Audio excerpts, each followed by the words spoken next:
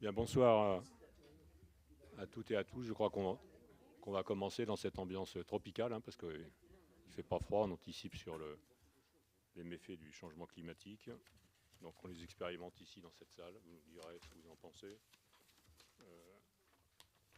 Je suis très heureux. Pour moi, c'est pas une première, mais c'est la deuxième fois que j'ai le plaisir donc, de vous souhaiter la bienvenue lors de la remise du prix Roger Caillois.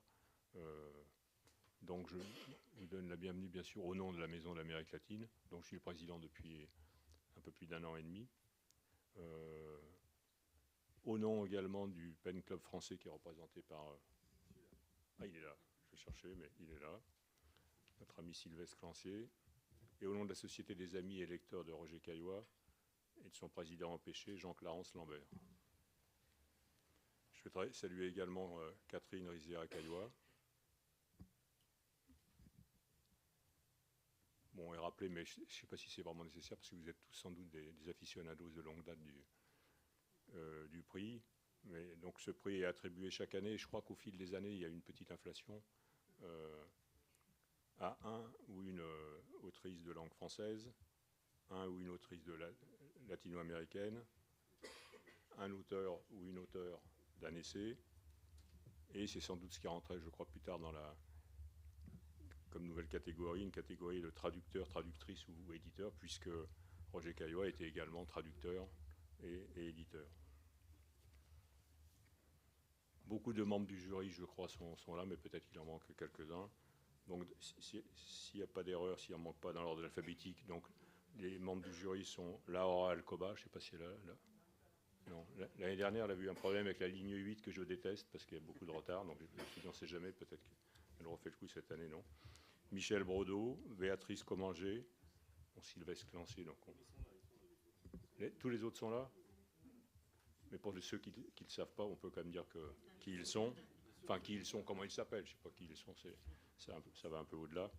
Claude Fell, Odile Felgine, Alexandre Fillon, Jean-Clarence Lambert, déjà cité, Guillaume Métayer, Catherine Rizia-Caillois, Dominique Rabourdin et François Vitrani, qui est très connu dans cette maison, comme vous vous en doutez. Quand on regarde le palmarès du prix, donc depuis 91, donc vous voyez, sauf erreur, s'il n'y a pas eu de trou, ça fait quand même bientôt maintenant, ça fait déjà plus de 30 ans. On a de la peine à faire ce genre de calcul, mais on y est un peu contraint. Donc on vérifie que les choix du jury ont toujours été fondés sur une double exigence, une exigence littéraire et une exigence intellectuelle, puisque je crois qu'on peut qualifier Roger Caillois à la fois d'écrivain, mais également d'intellectuel.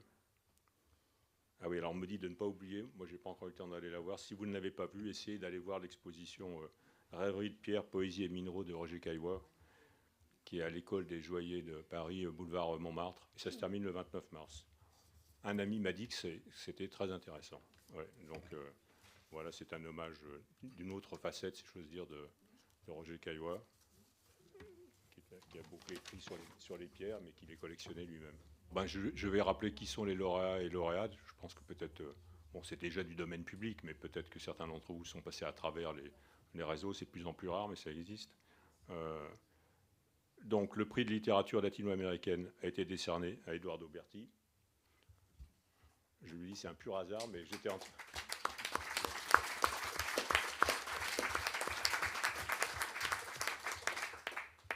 C'est un hasard parce que, bon, on m'a passé Faster, donc je l'ai lu parce que quelqu'un m'avait rapporté de Madrid le dernier ouvrage en langue espagnole, La Estrella y la Memoria, que je recommande à tout le monde. Surtout qu'ici, on va faire beaucoup d'événements au mois de mai sur le football. Donc ça m'a beaucoup intéressé, cette figure de ce footballeur. Donc on ne comprend pas s'il existait vraiment ou si vous l'avez purement inventé.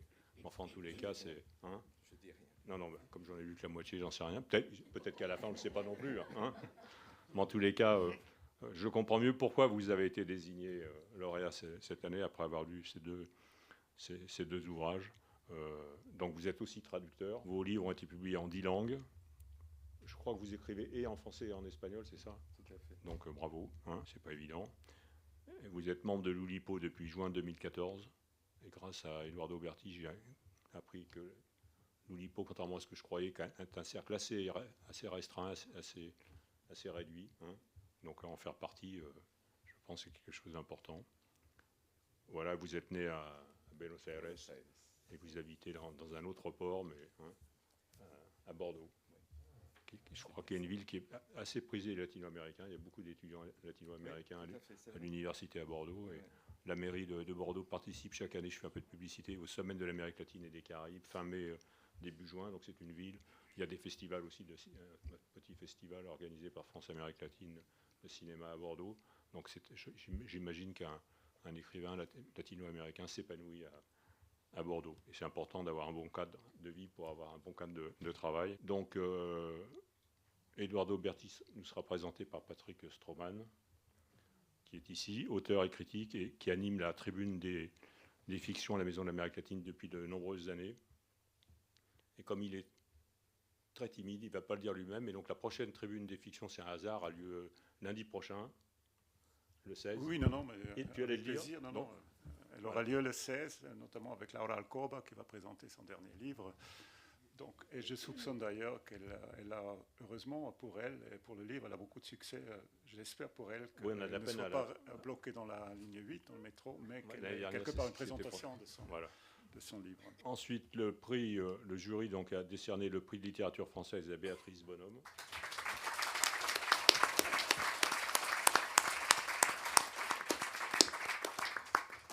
Dont on me dit qu'elle a au moins 3 casquettes. La plus importante, je pense, c'est poétesse, mais aussi critique littéraire et enseignante. Et c'est donc Sylvestre Clancier qui nous présentera Béatrice Bonhomme. Pour ceux qui ne le connaissent pas, donc moi j'ai fait sa connaissance l'an dernier pour le Sylvestre est poète, éditeur et professeur, donc président d'honneur du Pen Club français. L'année dernière, vous avez présenté René Depestre qui avait gagné ce prix équivalent. Le prix de l'essai 2025 a été attribué à Lakis Progidis.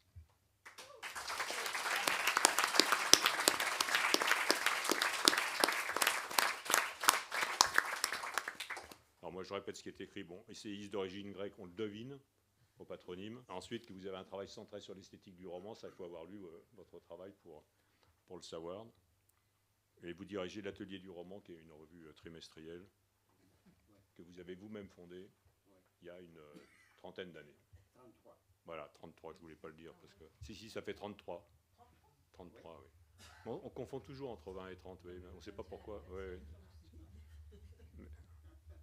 Et donc Sylvestre Clancier, qui sera vraiment à l'ouvrage ce soir, nous présentera aussi Lakis Progidis. Et enfin, pour terminer, donc, le 4e prix, le prix d'édition a été décerné aux éditions Alia. Alors elles, c'est terrible, ils ont été créés en 82, donc ça fait plus de 40 ans.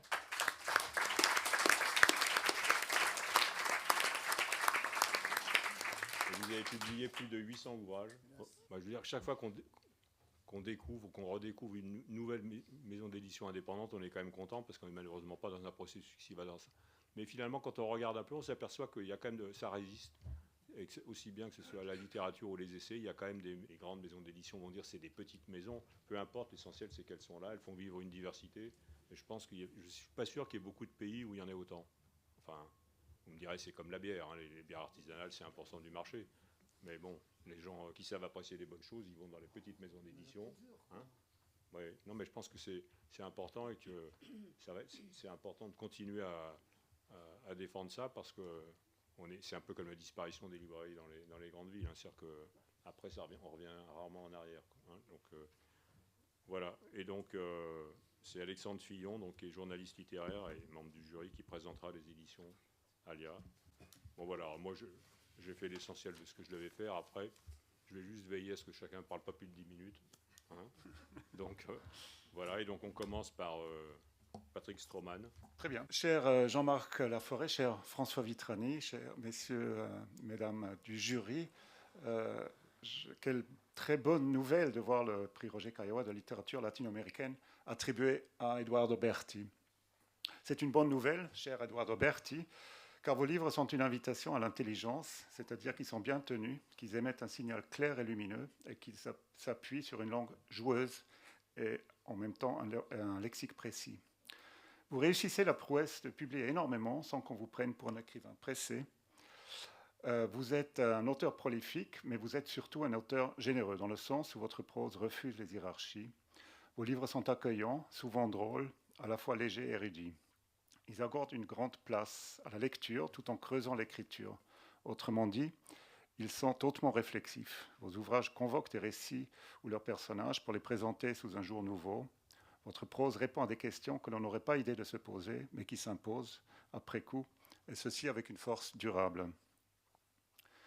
C'est dans ce dialogue entre fiction au pluriel, dans cet espace en constante extension, que s'installe votre littérature. Autrement dit, vos livres nous apprennent à lire, même si, en regardant de près, ils recèlent aussi des conseils qui valent pour l'écriture, à l'instar de la phrase que vous notez dans Fast, votre dernier ouvrage, au sujet de votre visite chez le légendaire coureur automobile Fangio. Je me souviens confusément, y lisons-nous, comme si je revoyais la vitesse de Fangio décomposée en 1000 éclats d'immobilité. L'immobilité des mots mis en mouvement par la respiration de la littérature, voici probablement le rêve le plus exalté et en même temps le plus pur que puisse caresser tout auteur à venir. Un livre, ça sert à quoi ? Vous célébrez la lecture dans votre cercle de lecteurs comme étant un acte fondamentalement créatif.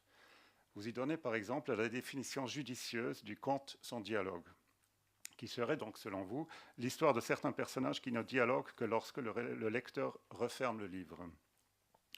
Il vous arrive même de rappeler que les livres peuvent sauver des vies, comme par exemple Maurice Amono, un soldat français se battant sur le front de la Grande Guerre, et dont l'exemplaire de Kim, le roman de Kipling, qu'il gardait dans une poche de poitrine, le protégeait de la balle tirée par un soldat allemand. L'impact était si profond, écrivez-vous, que seules les 20 dernières pages du roman étaient restées intactes. La pluralité court, me semble-t-il, depuis toujours sous vos livres. Vous êtes argentin, mais vous vivez en France et votre panthéon littéraire est international. Dans vos textes, on peut rencontrer Rimbaud et Nabokov, Borges et Ford d'Oxford, Milorad Pavic et Maupassant. Lorsque vous vous rendez en Roumanie, comme vous le relatez dans Un fils étranger, vous rêvez que Panaït Istrati et Michael Sebastian se moquent de vous. Vous écrivez en espagnol, mais dernièrement aussi en français, et vous avez eu l'élégance de dédier une présence idéale, votre première publication en langue française, à votre traducteur Jean-Marie Saint-Lut. Vous explorez le hors-champ de la littérature, comme dans votre merveilleux Madame Wakefield, en donnant des contours à des personnages restés à l'origine dans les limbes de l'histoire littéraire.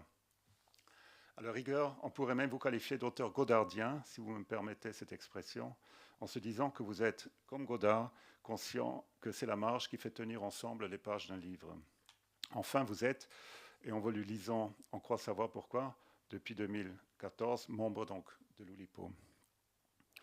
Toutefois, énumérer, voire définir votre œuvre ne peut être le propos ici. Ce sont des livres qui préfèrent la sensibilité à la certitude, le questionnement à l'affirmation, des textes qui circulent entre récits et essais, microfiction et témoignages, sans s'en tenir à un genre. C'est une prose qui fait confiance à l'humour, où la drôlerie et le sérieux se télescopent et qui trouve son centre dans son refus de le définir. Ce qui peut-être se dessine avec une constance discrète à travers votre œuvre foisonnante, c'est ce que l'on pourrait appeler le dérèglement.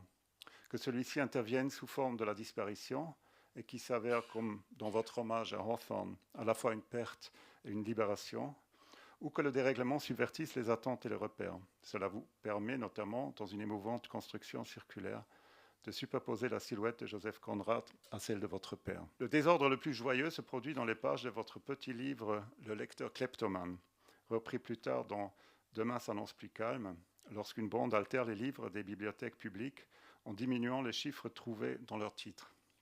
Les usagers pourront dorénavant emprunter 1844 d'Orwell, 20 ans de solitude de Gabriel García Márquez, 2 contes de Flaubert, 1333 de Roberto Bolaño et trouver sous la plume de Simone de Beauvoir le premier sexe.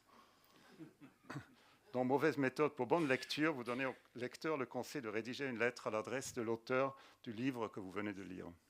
Dans ce texte, vous ajoutez que les lecteurs en question devraient dire, en moins de 70 mots, ce qu'ils pensent de cette œuvre, imitant en ceci l'éditeur américain Alfred C. Fifield, qui avait réagi de cette façon à l'envoi d'un manuscrit de Gertrude Stein. Si je devais suivre vos conseils, cher Eduardo Berti, je réagirais donc de la façon suivante à Fast. Un livre né de vieux documents gardés dans un carton taché, qui porte sur l'amitié Fangio et George Hamilton, un texte sur la ligne d'ombre qui sépare l'adolescence de l'âge adulte, qui débute avec une discussion décisive dans un bus et qui convoque les fantômes de C.S. Nottebohm, de Steve McQueen et de Kandinsky. Un récit qui va vite tout en opérant, comme dirait la légende sportive argentine, de judicieuse décélération. Merci. Merci beaucoup, merci Patrick pour ces mots. Je suis très touché, vraiment. Et merci à vous tous de venir partager avec nous la remise du prix Queyoa. Queyoa que, pour un Argentin, et j'ose même dire pour un Borgesien, c'est un grand mot, mais on va le dire, c'est un nom singulier. Hein. Borges disait de Queyoa, il utilisait avec cette ironie fine et affectueuse en même temps, il disait qu'il avait été, comme on dit en espagnol de Christophe Colomb, mon descubridor. Mais c'est vrai que je pense à Queyoa et à Valéry Larbaud aussi, comme peut-être les deux grands exemples de passeurs du XXe siècle entre la culture, la littérature de l'Amérique du Sud et la France. Bien sûr que Queyoa, c'est plus que ça, mais pour un Argentin, c'est ça aussi. Et ça me touche. Je vais lire, c'est pas long, ne vous inquiétez pas, mais j'ai décidé de lire parce que comme ça, si sous le poids de l'émotion, de la joie, j'oublie des choses, bon, comme ça, je risque de ne pas tout oublier. Faster, le livre auquel le jury a eu l'idée, quelque peu audacieuse, de décerner le prix Roger Queyoa, mêle fiction et réalité. Je n'aime pas trop expliquer quelle partie relève de la fiction et quelle autre de ce qu'on appelle l'autobiographie. Cependant, il est vrai qu'à l'âge de 14 ans, sous le régime militaire argentin, j'ai créé avec un ami d'enfance un magazine artisanal, Fanzine.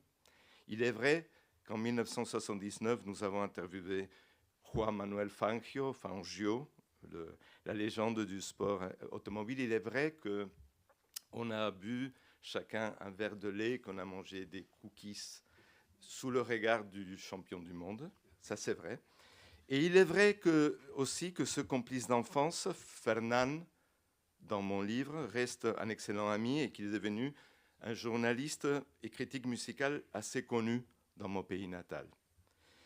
Dans un passage de Faster, j'invente, que Marcelo, ça c'est le vrai nom de Fernand, que Marcelo Fernand reçoit un prix pour sa carrière journalistique. J'invente tout ça. Mon livre venait d'être publié en espagnol et environ 5 mois plus tard, mon ami m'envoie un email. Il venait de recevoir un prix fabuleusement similaire à celui que je lui donne dans mon livre. Il m'a écrit « Ça y est, tu avais raison, tu as prédit l'avenir ». Et il ajoute dans son email que j'ai copié, je récupérais « Maintenant, il manque juste qu'on te décerne un prix pour Faster ». Aux membres du jury, je veux vous dire et vous remercier pour ce que vous avez réalisé la prophétie de Fernand. Il m'a demandé de vous en remercier. Je suis vraiment touché d'une telle reconnaissance. Merci de tout cœur au jury. Rien que de voir les noms sur la liste, cela fait impression. Cela fait impression et aussi, c'est très touchant parce qu'il y a des idoles, bien sûr, il y a des amis, et il y a des amis idoles, si on peut dire comme ça. Il y a des amis que j'admire, Alberto Mangel, Rodrigo Fresan, Alan Pauls, Eduardo Alfon, et la toute dernière, Samantha Schweblin, sont des amis que j'admire. Alors je suis très touché de faire partie de cette famille. Je tiens à remercier les éditions La Contralée, tout comme Hybrida et Impedimenta qui ont publié la version première en espagnol. Je ne peux pas, hélas, remercier le traducteur du livre, car cela reviendrait à me remercier moi-même. Mais je salue Jean-Marie Sanlu, Homophonie incluse, qui a splendidement traduit une dizaine de mes livres. Et je n'oublie pas toutes les autres maisons d'édition qui ont publié mes autres ouvrages, car je crois que chaque livre s'inscrit dans une série, malgré les changements qu'on veut ou qu'on essaye de faire, malgré les coupures et tout ça. Presque sans me rendre compte, je vais bientôt fêter mes 30 ans en France. Presque sans me rendre compte, je publiais plus de 20 ans depuis le tout premier, 20 livres, depuis le tout premier, il y a près de 40 ans. En mai prochain, un nouveau roman sortira, ici en Argentine, c'est la version en français de La Estrella y la Memoria, dont il avait parlé. Je prévois de publier 2 autres ouvrages l'année prochaine et je trouve tout cela un véritable miracle. D'autant plus dans ce contexte mondial où gagner sa vie en écrivain semble presque utopique ou héroïque, ou les deux. Les prix qu'on aime recevoir nous réconfortent, nous stimulent. Ils donnent un peu plus de sens à nos efforts et à nos paris. Et il pose également un beau défi, être à la hauteur du palmarès. Recojo el guante, comme on dit en espagnol.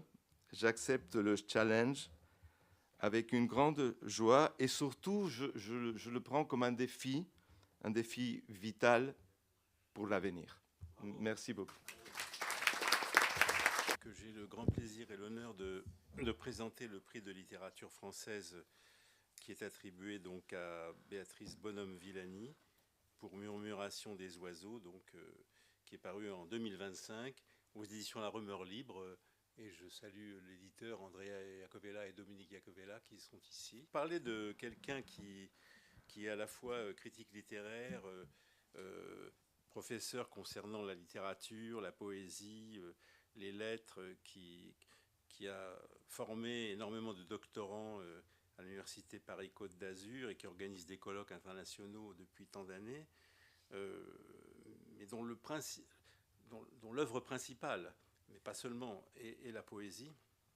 Je voudrais commencer simplement par lire, elle en dira peut-être quelques autres tout à l'heure, je ne sais pas, mais en tous les cas par lire quelques poèmes dans ce magnifique ouvrage qui s'appelle donc Murmuration des oiseaux, qui est composé de 12 chants.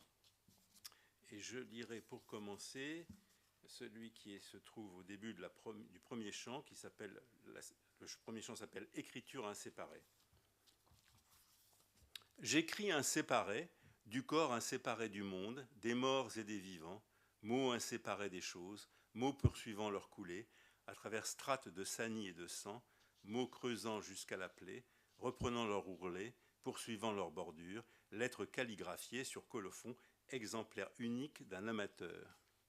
J'appelle murmuration cet envol orienté des oiseaux vers un balai d'aurores et de plumes, un frémissement multiple, un essaim de fleurs, un arbre charrué d'oiseaux. J'appelle murmuration cette danse que l'enfant donne au monde avec son corps de lumière. On a la même chose à dire lorsqu'à 7 ans on croit être devenu le ciel et l'arbre, le matin et le crépuscule. On a la même chose à dire en ce milieu de journée où comme un petit arbuste on se réchauffe au soleil, lové contre la pompe et le puits. Qu'est-ce qui a eu lieu? Que s'est-il passé? Et dans tes mains de corde se file la laine de ton sang. Ce qui fait lien de toi aux animaux de parole, aux légendes de corde, aux contes de licorne, ta main dans celle de la vie, l'anneau d'alliance, l'arche arc-en-ciel de la terre à la lune, de la pluie au soleil, de ce qui fait de toi l'encordé des mots, toujours les mêmes, qui battent au temple de la nuit, répéter toujours les mêmes, un seul poème écrit. Chère Béatrice Bonhomme-Villani, depuis 35 ans, vous ne cessez d'étonner les amateurs de poésie, à la fois par la grâce naturelle et la profondeur de votre poésie, et par l'acuité du regard que vous portez sur la poésie française contemporaine d'ici et d'ailleurs. Les exégèses et mises en perspective de l'œuvre des meilleurs poètes de langue française que vous réalisez dans l'incomparable revue NU, N-U-E, que vous avez créée en 1993 avec Hervé Bozio, témoignent de votre engagement généreux pour valoriser tant en France qu'à l'étranger les différentes facettes de la poésie française contemporaine. En quelques décennies, vous nous avez fait don d'une trentaine de livres de poésie de haute tension qui composent une œuvre unique par l'entremêlement et la récurrence de visions et d'attention au monde vécues dès l'enfance en Algérie, avant le départ, la perte et l'exil des années 60 pour la famille Villani. À 7 ans encore enfant, vous avez tout ressenti. La beauté ineffable du monde, les liens qui unissent les vivants sur cette terre de rêve où le ciel et sa lumière épousent celle sur laquelle tout repose, les pierres, les plantes, les animaux, les humains, qui forment un même monde fraternel. Ah, que ce paradis est porteur de rêve et d'espérance. Tout sera à jamais une vie de lien et d'harmonie. Que la joie est belle. Mais, à 7 ans, vous avez aussi soudainement tout compris, la précarité de ce rêve de paradis terrestre, sa fragilité, quand subitement tout peut se délier, se désunir, se fissurer et dériver. Et s'il fallait quitter ce péri de rêve, abandonner cette enfance en Algérie où tout semblait être la merveille pour toujours, mais où soudain les nuages et les ombres surviennent annonçant un départ peut-être sans retour. Enfin, déjà poète à votre insu, en raison de votre grande sensibilité, vous avez vécu tout cela.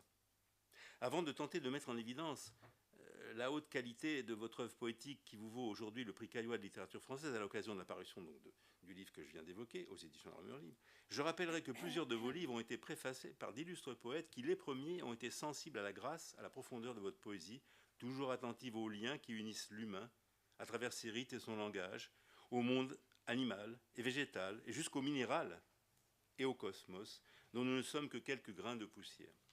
Je ne les citerai pas tous. Je mentionnerai ici Salas Tétier, qui a préfacé en 1998 Les gestes de la neige, que vous avez publié chez Lamourier, ainsi que la réédition augmentée de Jeune homme marié nu chez Mélis. Je mentionnerai également Bernard Warkaftig, qui en 2001 a préfacé Le nu bleu, paru chez Lamourier, et en 2004, la réédition augmentée de Poumons d'oiseaux éphémères chez Mélis. Puis en 2006, toujours chez Mélis, La maison abandonnée, et enfin en 2008, Mutilation d'arbres, paru chez Collodion. De nombreuses études ont été consacrées à votre poésie. En 2012, un ouvrage collectif intitulé Béatrice Bonhomme, Le mot, la mort, l'amour, paru aux éditions Peter Lang, a finement analysé votre écriture poétique singulière et mis en valeur votre œuvre poétique. Vous avez reçu plusieurs grands prix de poésie, notamment en 2016 le prix Léopold Sédar Senghor, en 2019 le prix Vénus Kurigata, une immense poète qui vient hélas de nous quitter, pour votre livre Dialogue avec l'anonyme, publié par Collodion, et en 2023, le prix Mallarmé pour votre livre Monde, genou couronné, publié par le même éditeur. Votre tout dernier livre, que j'ai évoqué, est un diadème qui brille de toutes les facettes de votre œuvre, qui s'y trouvent réunies et entremêlées. Dans l'éblouissante et magistrale partition musicale qu'est ce livre, les 12 chants qui le composent s'élèvent, s'interpellent, se complètent. Ils vous permettent de célébrer ce qui vous anime depuis votre plus tendre enfance à Alger. Je ne peux manquer de rappeler ici comment vous nommez ces chants. Écrire pluriel, écrire inséparé, murmuration, d'aigle, l'enfant de 7 ans, l'arbre enfant, moment de grâce et d'arbre, mots d'enfance, reflet de persienne, incrustation de paupières, l'œil talisman, écrire chora, le. Avec cette écriture chorale toujours très musicale, n'avez-vous pas écrit une pièce de théâtre intitulée À la fin de l'éternité, composée de 4 mouvements musicaux? Par la reprise en poésie de l'art et de la peinture, votre père Mario Villani était peintre de la lumière. Par celle de l'art patient de la broderie qui l'un et l'autre forment la trame de toute votre œuvre, vous parvenez grâce au tissage de l'œil talisman à lier et relier les temps d'hier, d'aujourd'hui, de demain, pour les fragiles humains que nous sommes, depuis la haute antiquité égyptienne jusqu'au temps intemporel devenu large et bleu qui nous attend peut-être. J'en donnerai ici la perception à notre public pour saluer votre prix par la lecture de très courts, quelques fragments de poèmes. Je vous cite. Sur la pièce de drap où dorment les vivants et les morts, sur la literie du berceau et sur le tissu du linceul, j'ai brodé les yeux, les noms, les mots qui restent dans notre bouche pour traverser la vie et la mort, pièce de monnaie traversant l'Achéron. J'écris plus ciel, j'écris des paysages où il y a des nuages posés sur la mer, ou bien des courants qui forment des taches bleu foncé. J'écris des mouvements, des rythmes de mer, ou bien ce sont les reflets du ciel dans la mer. Des réverbérations de nuages? J'écris plus nu, mais le bleu est formé de myriades qui se réverbèrent et tombent dans la mer. Parfois le bleu encerclant l'œil ne fait plus ciel, ramenant le sang. C'est l'univers entier qui parle à travers celle qui écrit. Elle se dit, vous vous dites, inséparée du monde des morts et des vivants. C'est le verbe, c'est l'écrit qui crée le livre du monde, exemplaire unique d'un amateur d'étoiles, je vous cite. Celle qui écrit est à la fois, je vous cite encore, herbe, oiseau, monde, fleurs, arbre du sentier. Poète rare, vous accomplissez une symbiose panthéiste plus littérale et littéraire que la vision spinoziste d'un Deus sive natura. Je dirais que ce livre est l'opéra d'un scriptor sive natura. Et si ce scriptor est artiste comme vous l'êtes, chère Béatrice Bonhomme-Villani, on est très proche de Roger Caillois. On vous applaudit. Merci beaucoup pour cette présentation. Donc je suis très émue et honorée de recevoir le prix Roger Caillois. Et je voudrais remercier chaleureusement tous les membres du jury pour avoir choisi mon œuvre littéraire. Caillois est un poète, est un penseur que j'ai appris à aimer dès l'âge de 17 ans en Cagne, où nos professeurs nous incitaient à nous plonger dans ces remarquables études anthropologiques comme L'homme et le sacré ou Les jeux et les hommes. J'ai été très frappée par la pensée de Caillois sur le jeu, et je n'ai jamais oublié ses analyses tentant de définir les caractéristiques du jeu, comme païdia ou loup douce, ou encore différenciant agone, aléa, mimicry, illynx. Ma thèse d'état sur Pierre-Jean Jouve se souvient de ses analyses et s'intitule « Les jeux de l'écriture et la quête du sacré ». Le jeu y rencontrant le rituel. Quant à mon recueil, Murmuration des oiseaux, il n'oublie pas, dans sa séquence sur les mots d'enfance, la force ludique du lien aux mots et à la poésie. Roger Caillois m'a également touchée comme poète par la dimension cosmologique de son œuvre, vibrante d'échos et de reflets, et retournant à la présence archétypale de la pierre en mêlant observation et méditation poétique. Les pierres elles-mêmes sont des mondes figurant des paysages, des fleuves, des mers, des forêts. Passage entre le temps immémorial, dont témoigne le granit, et le temps du texte qu'elle énonce, la pierre confère au poète des impressions démiurgiques, nous ramenant au temps de l'origine et du mythe. Elle permet ainsi la porosité au monde, car les hommes peuvent devenir des pierres. Ils s'absorbent dans la pierre, ou bien ils prennent, lorsqu'ils contemplent des pierres, quelque chose de leur nature.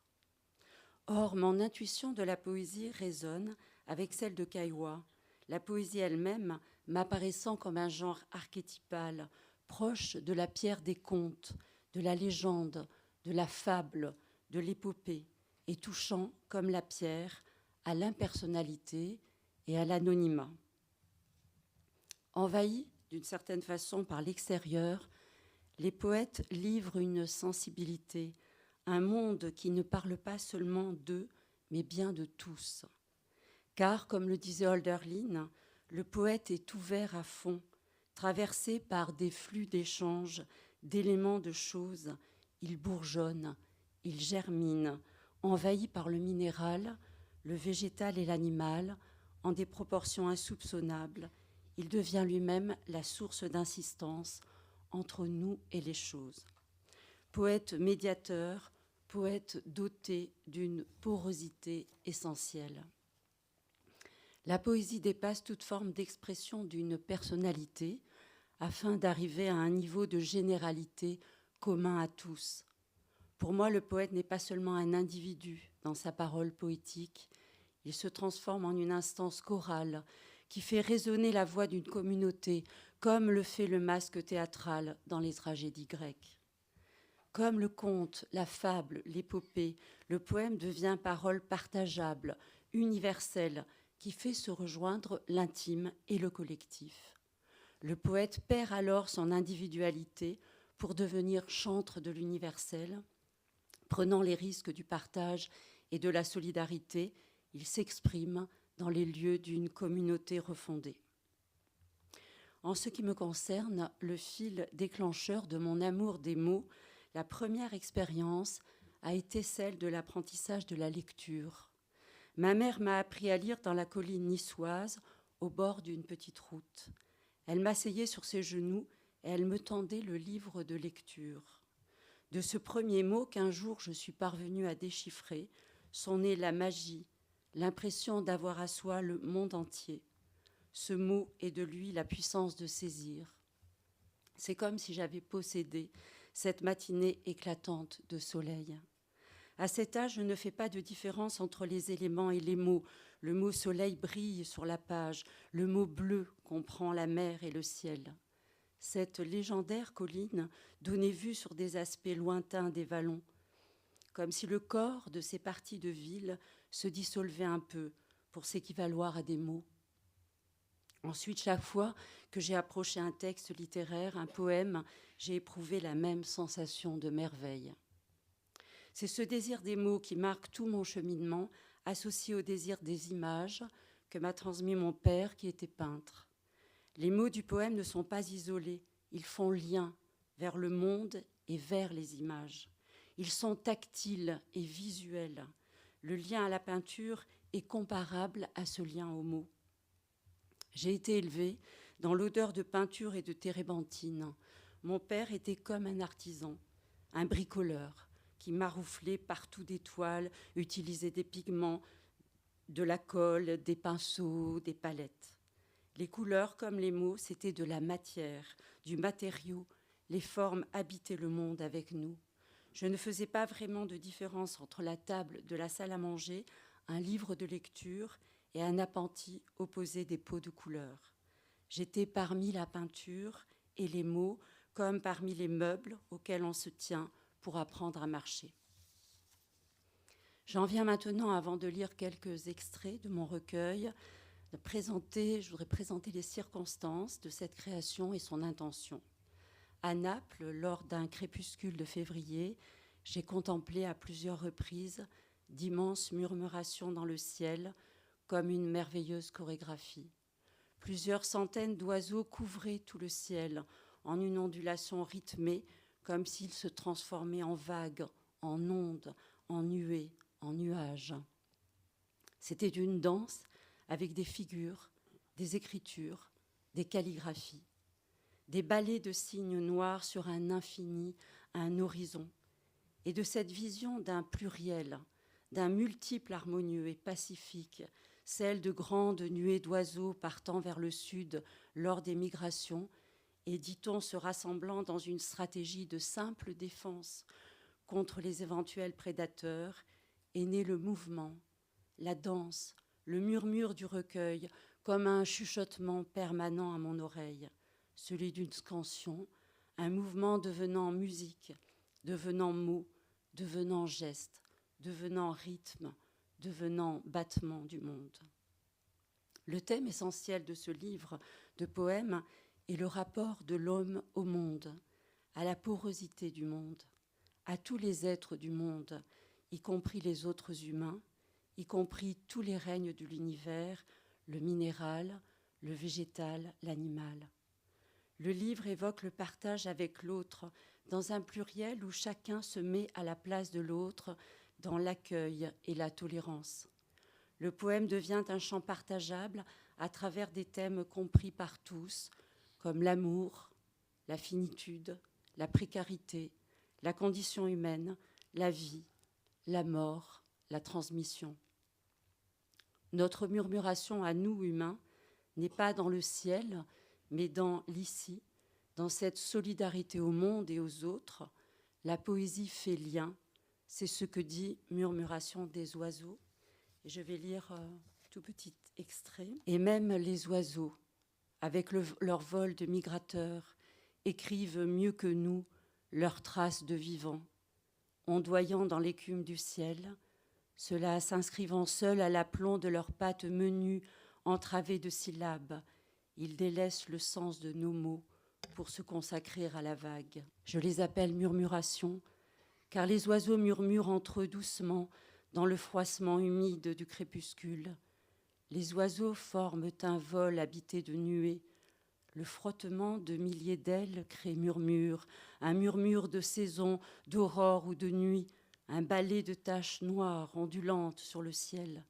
C'est une vague, formée de l'écume des étourneaux. Ils sont reliés entre eux au soleil couchant et changent d'orientation dans la lumière du soir. Et pour terminer, le texte qui s'intitule « Écrire chorale ». J'écris le paysage avec ses façons de lumière, de se pencher vers toi ou de te parler à l'oreille, de tisser le bruit du monde et la couleur, parfois le bleu, quand perché sur l'arbre, on devient ciel et nuage.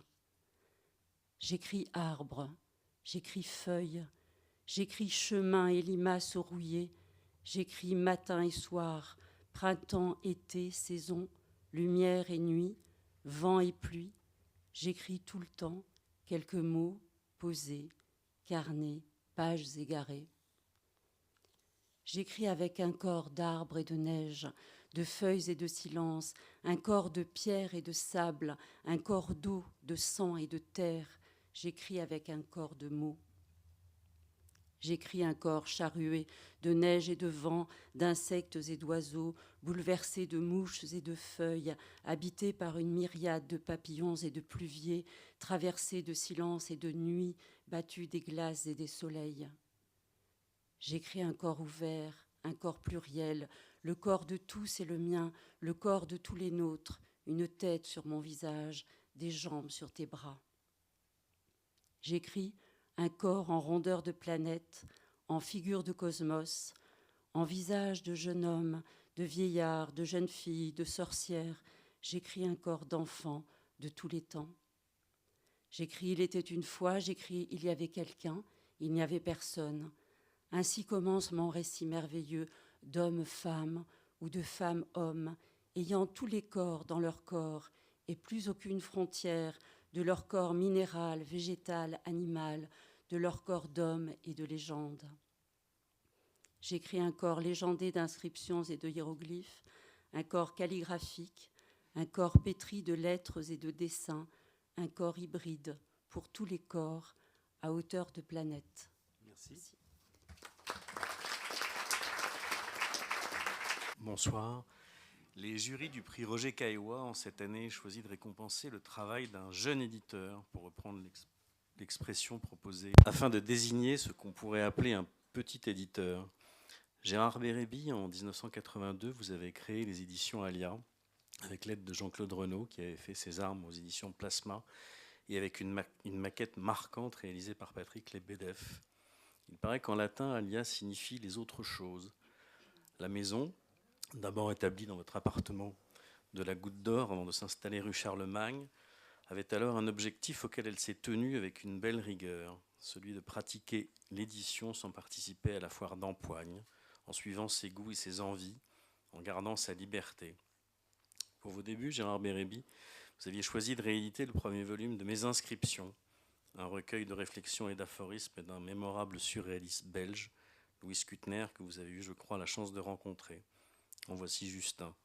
Bienheureux les pauvres d'esprit, car le royaume des cieux leur appartient, et bienheureux les cons, car ils ont le royaume d'en dessous. À Kuttner, suivant la publication de 2 textes sur la révolution russe, puis celle d'une somme sur la fondation de l'Internationale situationniste, dont vous êtes un spécialiste reconnu. Alia a poursuivi sa route et connu quelques tempêtes financières, et vous avez été menacé de mettre la clé sous la porte au milieu des années 90. C'est alors que vous avez eu l'idée de lancer une petite collection en format de poche et d'y abriter des livres comprenant entre 50 et 200 pages. Des livres vendus au prix unitaire de 40 francs de l'époque, soit 6 € d'aujourd'hui. Le premier titre, La paresse comme vérité effective de l'homme, un texte inédit en français de Casimir Malevich, rencontra un vif succès, comme ce fut ensuite le cas de Lire au cabinet d'Henri Miller, ou La grande beuverie et le mont analogue de René Daumal. Cette collection a aussi permis d'accueillir les débuts d'écrivains contemporains, aussitôt remarqués, tels Valérie Mrégène avec Mon grand-père, Grégoire Bouillet avec Rapport sur moi, ou les premiers pas littéraires de David Bosc, Adrien Laroche, Olivier Benyaya ou Thomas Clair. Le livre n'est pas une denrée périssable pour vous, Gérard Bérébi, qui avait pris l'habitude de réimprimer un titre avec des variantes de couleurs pour la couverture, tant que vous êtes allergique à l'idée du pilon, en conservant toujours la cohérence de votre catalogue, votre indépendance et votre singularité en marge du milieu de l'édition. Les projets d'envergure ne vous ont jamais effrayé. Il faut rappeler les presque 2400 pages du Zibaldone de Giacomo Leopardi, traduit, préfacé et annoté par Bertrand Schaeffer. Leopardi, mort à Naples en 1837 après une indigestion de glace au citron, dont vous aviez commencé en 1994 par proposer les pensées, et dont à ce jour vous avez publié pas moins de 18 volumes. Les amateurs de musique vous remercient également chaudement pour le travail que vous avez effectué dans ce domaine ou autour. On peut citer le livre éblouissant de Nick Toshis sur Jerry Lee Lewis, Hellfire, le fameux Lipstick Traces, sous-titré Une histoire secrète du XXe siècle de Grail Marcus, le merveilleux Awobop Alobop Bam Boom de Nick Cohn, ou encore Please Kill Me, l'histoire du punk non censuré par ses acteurs. Avant de vous laisser la parole, cher Gérard Bérébi, je voudrais encore mentionner 2 livres qui auraient certainement touché Roger Caillois. Je pense d'abord au conseil d'un disciple de Marx, un fan d'Heidegger, de Mario Santiago Papascuario, un poète mexicain, José Alfredo Zendeja Spinetta, de son vrai nom, cofondeur avec Roberto Bolaño du mouvement littéraire infraréaliste qui inspira au génial Bolaño l'un des personnages de ces non moins géniaux détectives sauvages. La traduction d'un petit volume proposé dans une édition bilingue est vendue la modique somme de 7 €, étendue à Samuel Monsalve. Enfin, comment ne pas également vous remercier de nous avoir redonné à lire les épigrammes de Carlos Diaz Dufo, traduits quant à eux par Antonio Verli. Le seul livre publié de son vivant à Paris en 1927 par un personnage qui avait vu le jour à Mexico en 1888 et fut reconnu en tant que précurseur du micro-relato latino-américain. Merci beaucoup. Bonsoir, cher public. Bonsoir, monsieur le directeur de l'Amérique latine. Bonsoir, les membres du jury. et merci d'avoir, au pas de charge, décrit plus de 40 ans de travail d'édition, ce qui m'évitera de faire référence au livre que j'ai publié. Donc je vous en suis déjà reconnaissant pour l'avoir fait et pour l'avoir si bien fait. Donc je vais tenter de vous parler d'autre chose. Il faut bien qu'il se passe quelque chose, que ça bouge un tout petit peu.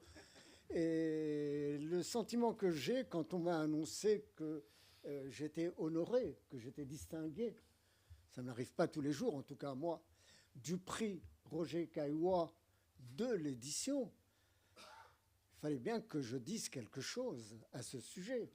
Et donc que je rende hommage, un tant soit peu, à Roger Caillois lui-même. Et puis je trouvais que c'était un petit peu compliqué dans un temps si court, parce que je travaille. Et donc j'ai pas beaucoup de temps disponible, c'est-à-dire que l'édition, c'est un peu un sport de combat. On est occupé tout le temps à faire des choses. Et donc, j'ai trouvé très rapidement quelque chose que tous les amateurs de Roger Caillois connaissent. C'est le très beau discours que Madame Marguerite Yourcenar a prononcé en 1981 en hommage à Roger Caillois. Rassurez-vous, je ne vais pas du tout vous lire le discours de Madame Yourcenar, mais je vais vous lire une seule phrase que j'ai trouvée dans ce discours-là.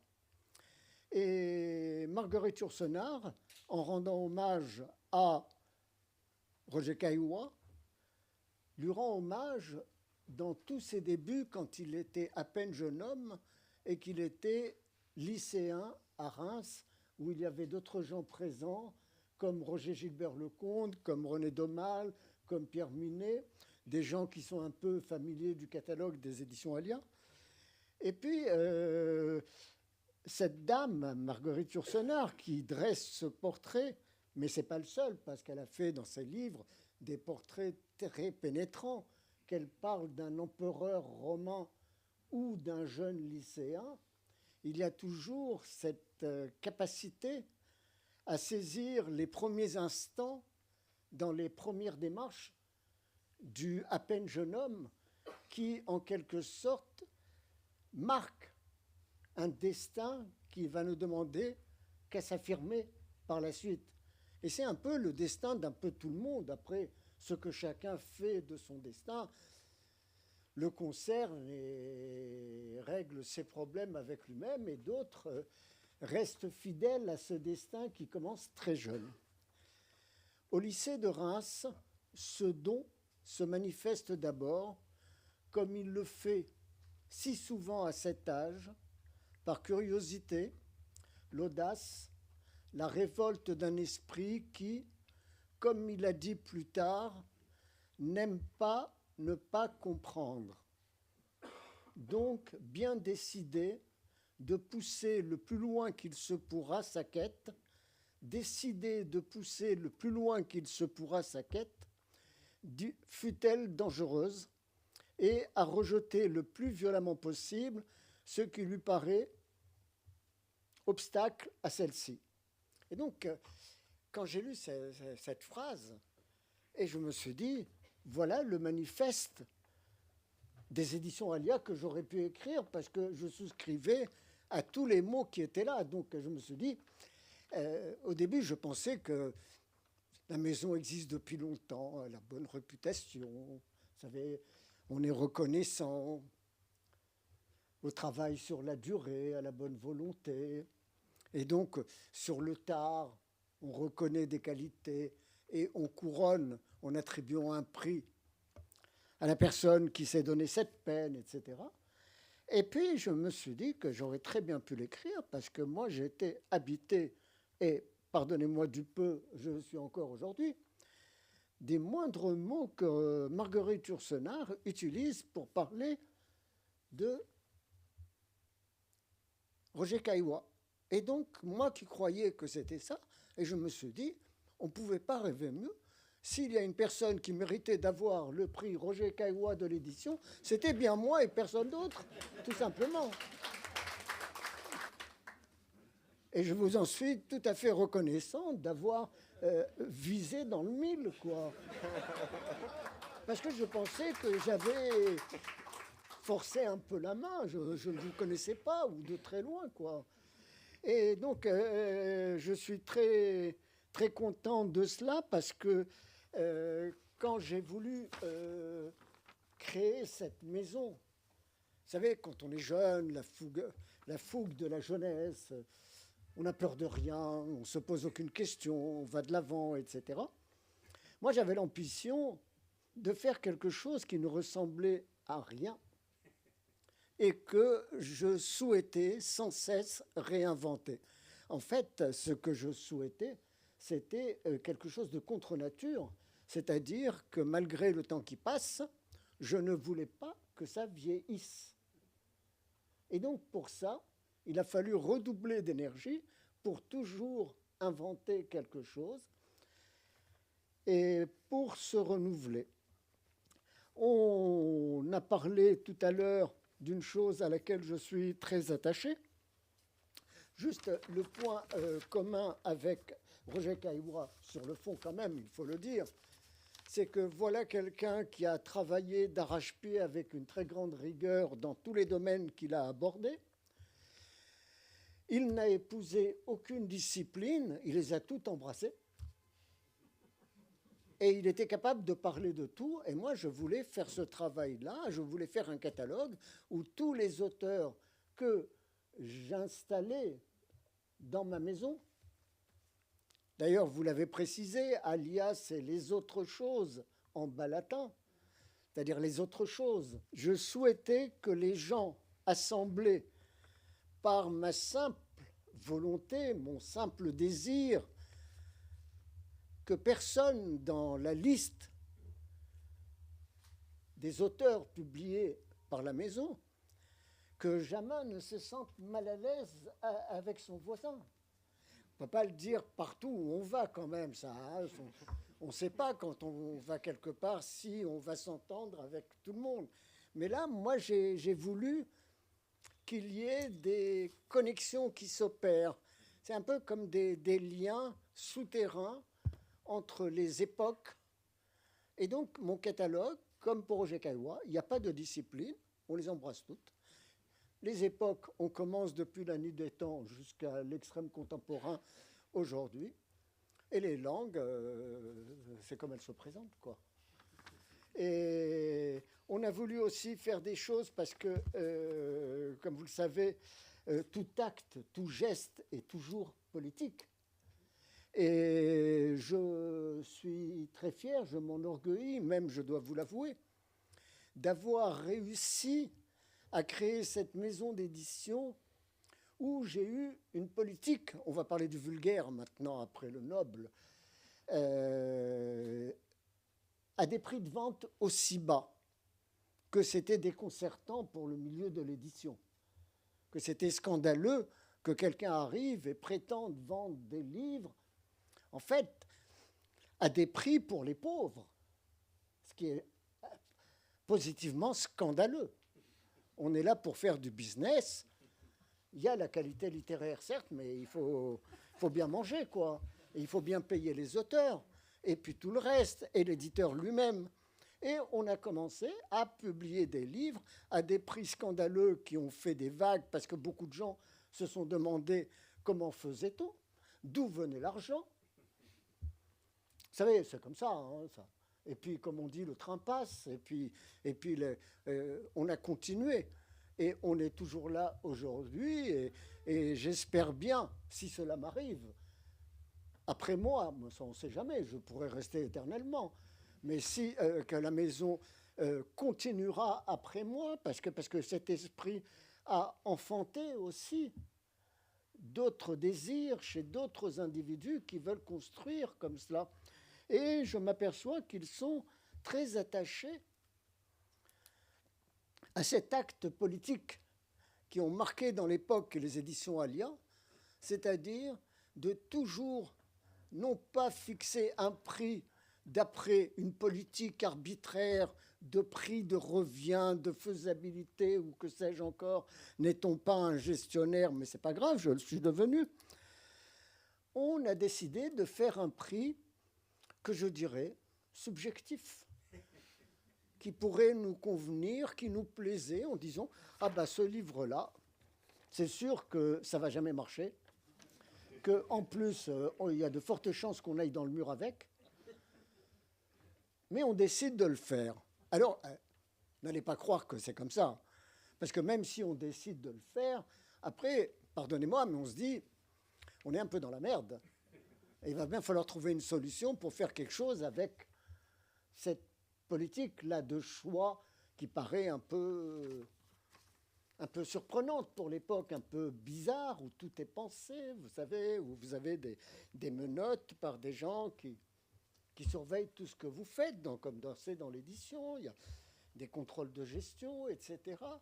Là, si vous voulez, la maison est indépendante, mais c'est pas très important d'être indépendant, parce qu'être indépendant financièrement, pourquoi pas, c'est faisable, la preuve, on l'a fait. Mais c'est surtout dans la tête, l'indépendance. C'est l'indépendance dans la tête par rapport au courant d'une époque, par rapport au goût d'une époque. Et quand on est vraiment indépendant, comme il est dit à propos de Roger Caillois, il faut oser créer quelque chose, de bousculer l'époque, et en lui donnant à lire, pas obligatoirement ce qui lui plaît. Et après, on est là pour faire ça, et c'est le rôle que nous avons rempli et qu'on continue de remplir, c'est-à-dire qu'il faut toujours qu'il y ait une surprise, parce qu'on est dans la création. Vous savez, le sacro-saint, la littérature, le beau, le noble, c'est très bien. Mais comment faire avec ça? Il faut aussi essayer de comprendre qu'est-ce qui se trame dans la tête des gens qui sont un peu dépassés. Et puis, il faut leur donner des nourritures. Des nourritures, c'est-à-dire un livre. Et que ce livre, sans prétendre régenter les esprits, mais des livres qui permettent de mettre un peu d'ordre dans ce qu'on ressent plus ou moins confusément. C'est-à-dire que ce n'est pas une solution, ce n'est pas un parti politique, mais on fait d'une certaine manière aussi, tout domaine confondu, une forme d'agitation politique, d'agite-propre, mais sans donner de directive. Et partout où on passe, où l'on touche un public, on se garde bien d'épouser le public qui nous suit dans le moment ou qui fait un bout de chemin avec nous. C'est-à-dire, on est très content, ça s'est très bien passé, mais on continue notre chemin comme on avait prévu de le faire. Mais on n'est pas fâché. Voilà, merci beaucoup, je ne vais pas vous fatiguer plus longtemps. Je suis très heureux que vous soyez assis l'un à côté de l'autre, Lakis Progidis et vous-même, car je suis persuadé que Lakis Progidis, dont je vais vous parler maintenant, qui reçoit le prix de l'essai Roger Caillois, n'a plus qu'à prouver ce que vous avez dit, parce qu'il partage et vos valeurs et l'idée qu'il faut créer des liens entre les véritables créateurs d'aujourd'hui. J'en dis pas plus, mais on pourra y revenir tout à l'heure lorsqu'on pourra bavarder après la remise des prix. Vous verrez que vous deviendrez, si ce n'est déjà le cas, de vrais amis, je pense. Alors, il me revient donc de présenter et j'en suis très heureux et très honoré, l'œuvre de Lakis Progidis, L'être et le roman, de Gombrowicz à Rabelais, et de féliciter les éditions du Canoë, qu'a fondé et dirige Colette Lambrix, après avoir si bien détecté de grands auteurs et les avoir publiés à la différence. Et je trouve que c'est très, très courageux et salutaire que quelqu'un comme Colette Lambrix, que je salue, ait eu le courage, l'audace de continuer et de faire ainsi cette très belle maison d'édition du Canoë qui vous publie.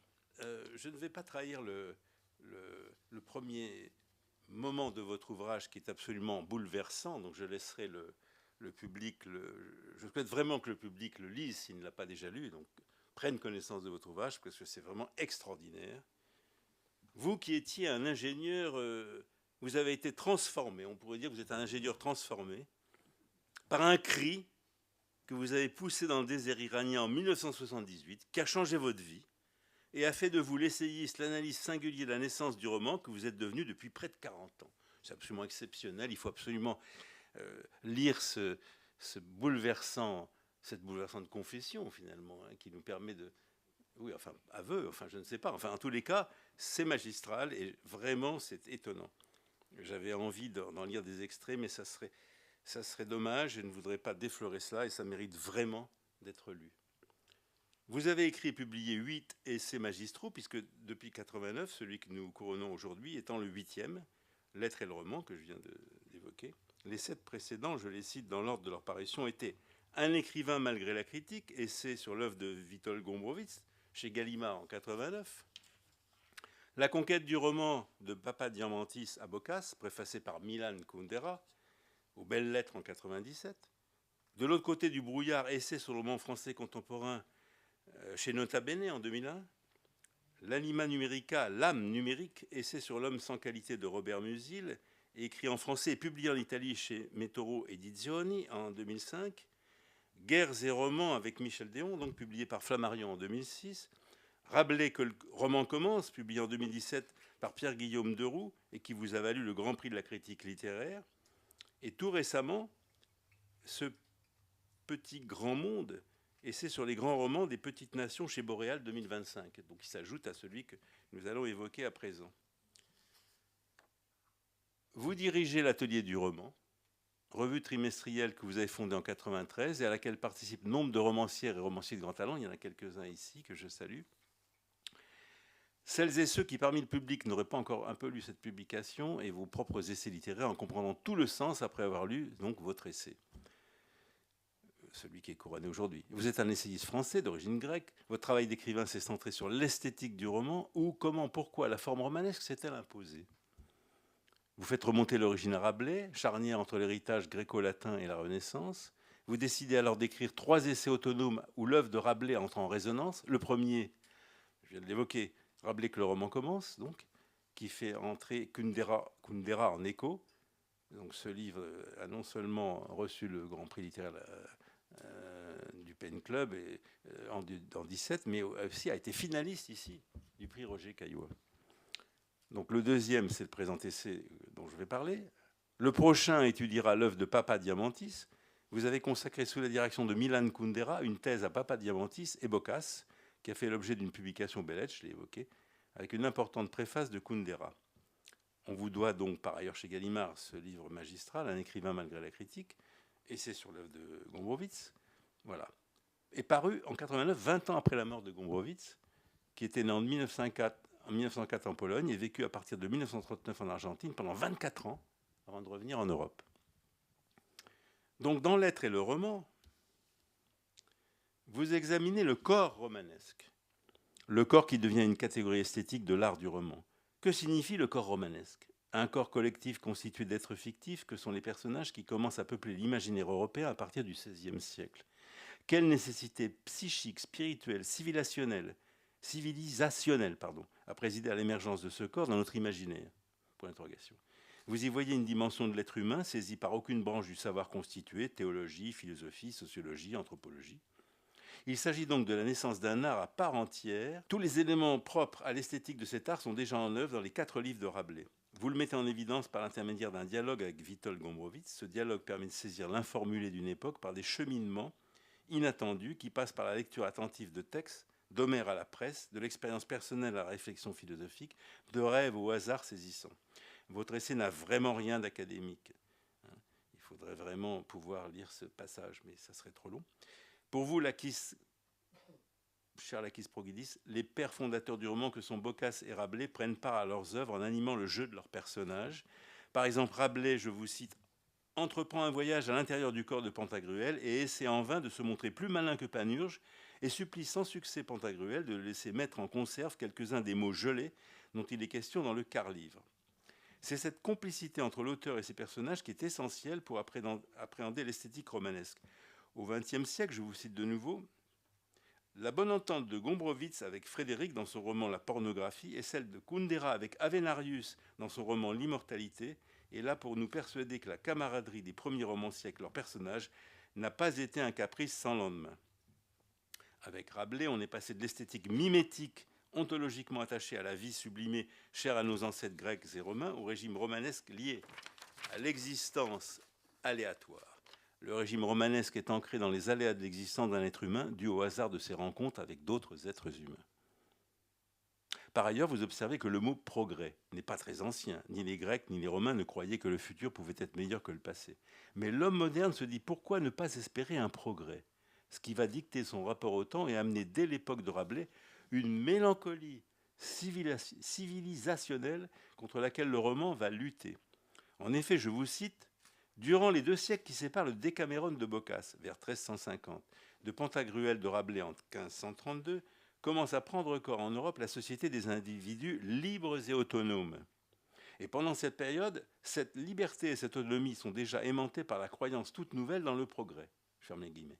Vous constatez à juste titre que, dans le Décaméron, les plaisirs égoïstes l'emportent sur le fléau collectif qu'est la peste, et dans l'œuvre rabelaisienne, aucun sens historique n'est plus important que la farce individuelle, gratuite et inutile au progrès de l'humanité.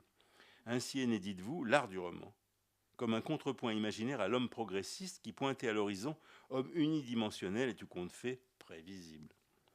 Ainsi, cher Lakis Progidis, vous mettez parfaitement en évidence le fait que le romancier a su choisir sa réalité dès le début, libre parmi ses personnages, et nous ses lecteurs avec lui, en dehors du fleuve du progrès. En dehors et où, vous interrogez-vous? Eh bien dans l'infini mystère du présent. Ce qui fait le caractère exceptionnel de votre essai, ce n'est pas seulement votre admirable démonstration, c'est aussi votre méthode et votre style. J'y tiens. Votre méthode, dirais-je, est comparable à celle de l'océan. Restons cailloisiens, qui forme près des côtes des vagues alternées dont pour un observateur attentif, la 3e ou la 5e finit par être beaucoup plus haute et puissante. C'est celle que les adeptes du surf cherchent à atteindre pour se hisser et se laisser emporter. Vous réussissez ainsi à faire de vos lecteurs des guetteurs de vos prochaines démonstrations qui surviennent par vagues successives et de plus en plus convaincantes. Quant à votre style, d'une élégance et d'une clarté si noble que l'on ne peut que l'admirer, car il fait de vous non seulement un indiscutable analyste et historien des formes littéraires successives depuis l'Antiquité jusqu'à aujourd'hui, mais aussi un observateur et questionneur avisé, empruntant la démarche dont seuls sont capables les scientifiques et les philosophes. Eh bien, je dirais que, finalement, il n'y a qu'une chose à faire, c'est lire votre admirable ouvrage. Je vous remercie. Merci beaucoup, cher Sylvestre. C'était très touchant tout ce que vous venez de dire. Et merci infiniment tous les membres du jury d'avoir choisi ce livre comme l'essai à distinguer. Je remercie vivement, vous venez de le mentionner, mais il faut le répéter, Colette Labrix qui a accueilli ce livre dans sa formidable maison d'édition du Canoë. Je suis heureux d'être là. Et aussi, j'aimerais quand même le dire parce que ça m'a aidé pour terminer ce livre. C'est le Centre national du livre qui m'a donné la bourse Scioran. C'est comme vous dites, les éditeurs ont besoin d'argent, mais les auteurs aussi. Et un grand merci aussi de tout cœur à Isabelle Desson, qui est ici dans la salle. C'est grâce à elle que mon texte est un texte français. Peut-être pour le style, je suis responsable, mais pas pour les Français. Non. Là, loin de là.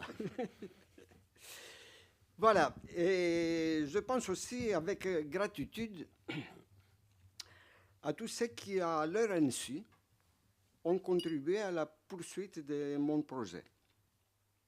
Qui sont-ils? Ce sont les amis et collaborateurs de l'Atelier du roman.